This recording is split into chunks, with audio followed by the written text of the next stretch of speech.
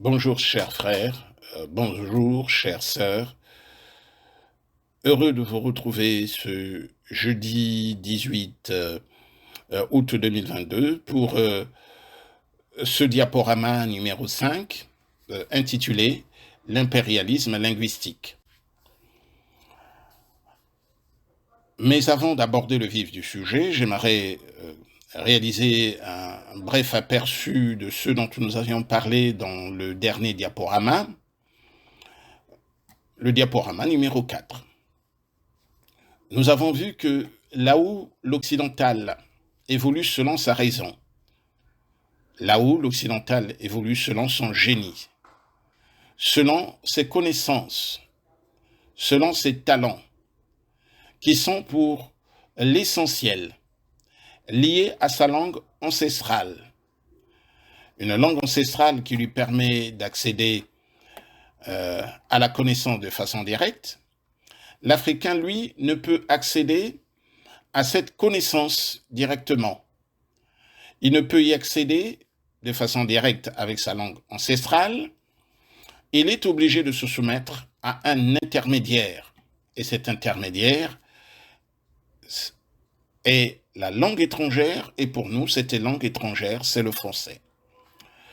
De ce fait, l'Africain n'évolue que selon ses goûts, selon ses besoins, selon ses ailes, car il ne peut fonder son existence sur sa langue ancestrale, la seule capable de générer de véritables idées, des idées qui sont force de vie, du fait qu'elles se nouent dans la réalité d'aujourd'hui, la réalité d'hier, celle de demain, et sans oublier la réalité qui découle de la pratique quotidienne dans notre environnement, dans notre milieu culturel, dans notre milieu écologique. Alors, nous pouvons se baser sur la raison. L'essentiel des Africains, l'essentiel des besoins des Africains, de l'Africain deviennent des besoins fantaisistes, deviennent des besoins factices. Nul n'est besoin de vous rappeler l'immensité des pays africains qui ont pour français la langue, qui ont pour langue nationale la langue française, et l'immense étendue de la francophonie a donc permis à la France d'imposer à d'autres pays ses valeurs ainsi que sa culture. Cela s'est fait avec la force puisque ça découle de l'esclavagisme et ensuite du colonialisme. Cela s'est fait également à l'aide de l'argent, mais aussi d'un marketing agressif, comme on a bien pu le noter ces derniers temps avec le Rwanda, qui a été porté à la présidence de la francophonie. Quelle en est la finalité? Eh bien, la finalité, c'est de rabaisser et d'affaiblir l'identité linguistique et culturelle autochtone, indigène des peuples africains pour faire apparaître la leur comme supérieure, et cela au service de l'exercice impérialiste de leur pouvoir. Et c'est ce que démontre Robert Philipson, un linguiste, chercheur et enseignant danois dans son livre intitulé Linguistique impérialisme. Robert Philipson, donc, cite des rapports confidentiels du gouvernement britannique dont il ressort que les intérêts britanniques, pour être garantis, ces intérêts doivent s'investir dans les infrastructures académiques des anciennes colonies en y répandant la langue anglaise. Dans quel objectif? L'objectif est avant tout d'établir l'anglais en tant que langue des élites, en tant que langue universitaire, et d'établir de facto comme langue supérieure. L'auteur décrit que les fondations privées et les fondations proches de l'administration gouvernementale américaine procèdent également de façon à peu près similaire et que ces structures auraient dépensé entre 1950 et 1970 de grosses sommes d'argent, les plus importantes de l'histoire, qui aient été réservées à la propagation d'une langue. La propagation de l'anglais serait ainsi un moyen pour exercer le pouvoir en politique extérieure. La France et sa francophonie n'en est pas en reste, malgré le peu de moyens dont elle dispose, moyennant quoi le français est devenu la langue officielle, la langue administrative ou la langue de travail à une quarantaine d'organisations internationales, et cela grâce à nous. Alors, quelles sont ces organisations? Eh bien, le français est devenu langue internationale à l'Organisation internationale de la francophonie, bien évidemment, à l'Union africaine, à l'Union européenne de radio-télévision, au Conseil de l'Europe, à la Fédération internationale de l'automobile, à la Fédération internationale des journalistes et écrivains du vin, à la Fédération internationale de natation, à l'Organisation hydrographique internationale, au Bureau international des poids et mesures, à la Cour internationale de justice, où a été jugé M. Paquebot, au Comité international olympique, à l'Association internationale de sciences politiques, au Secrétariat international de l'eau.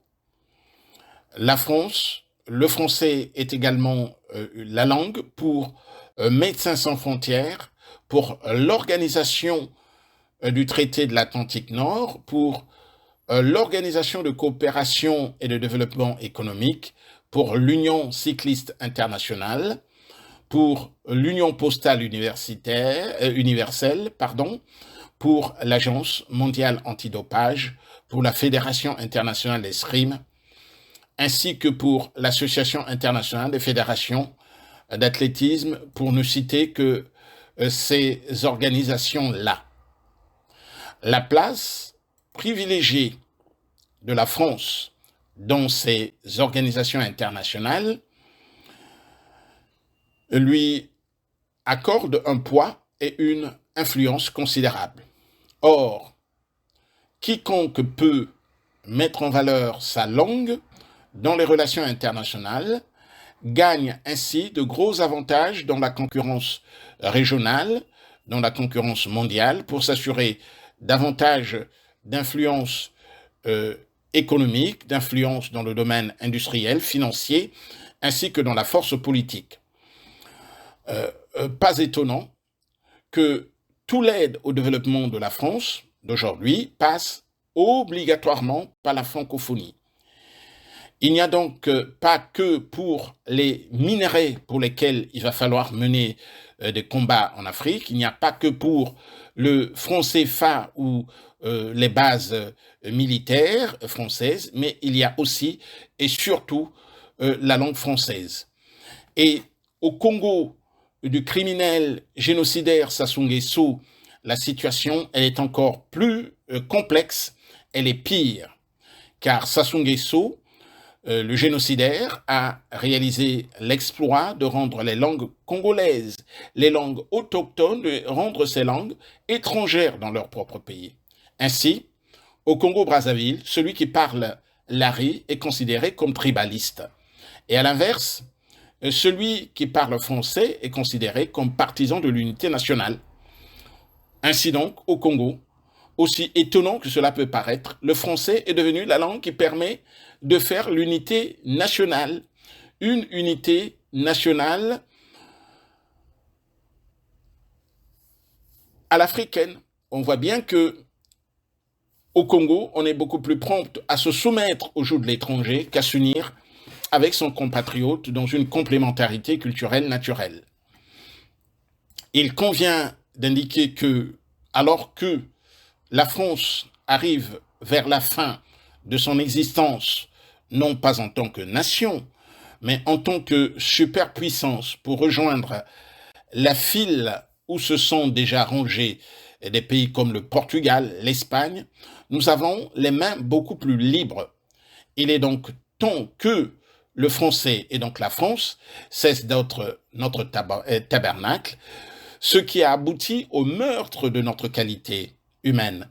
Ainsi, nous cesserons d'être appréciés en fonction du degré d'assimilation du français et de la sorte que tous nos efforts s'arrêteront de tendre vers ce but qui est la maîtrise du français, afin que cesse la fameuse déviation existentielle que nous a imposée le français et dont nous parle Franz Fanon. Car il faut bien se rendre compte que l'homme africain apparaît comme l'impasse à laquelle peut aboutir l'évolution de la civilisation humaine lorsqu'elle n'est pas ancrée à sa propre langue. Il est essentiel que nos langues ancestrales deviennent le centre de notre propre pensée en devenant des langues qui nous permettent d'accéder à la connaissance directe, des langues qui nous permettent d'accéder à notre propre existence afin de soigner la mutilation, l'atrophie que le français a produit en nous. Nos liens avec le français sont devenus une chaîne insupportable. Le français est pour nous une ancre qui nous immobilise. Et seules les langues peuvent devenir des mâts qui nous permettront d'aller au lointain, là où nous appelle notre destin.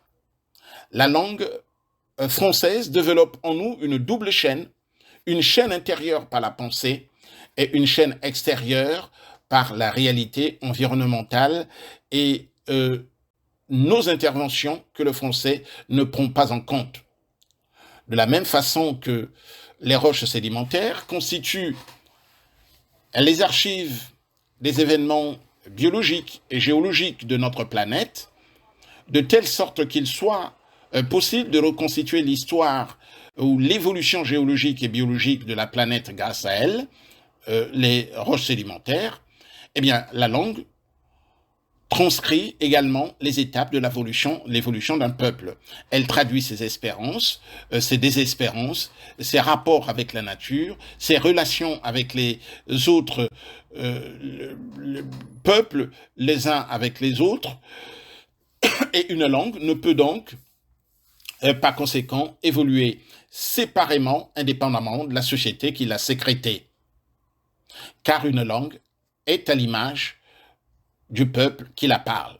Dès lors, comment le développement du peuple africain peut-il être en phase avec une langue, fût-elle celle de Voltaire, qui, elle, est calquée sur d'autres valeurs, sur une autre culture, sur un autre lieu qui s'appelle la France. Et pour terminer ce diaspora, je dirais que la francophonie en Afrique, eh bien, c'est le mariage du lapin et de la carpe. Je vous remercie. Au revoir et à bientôt.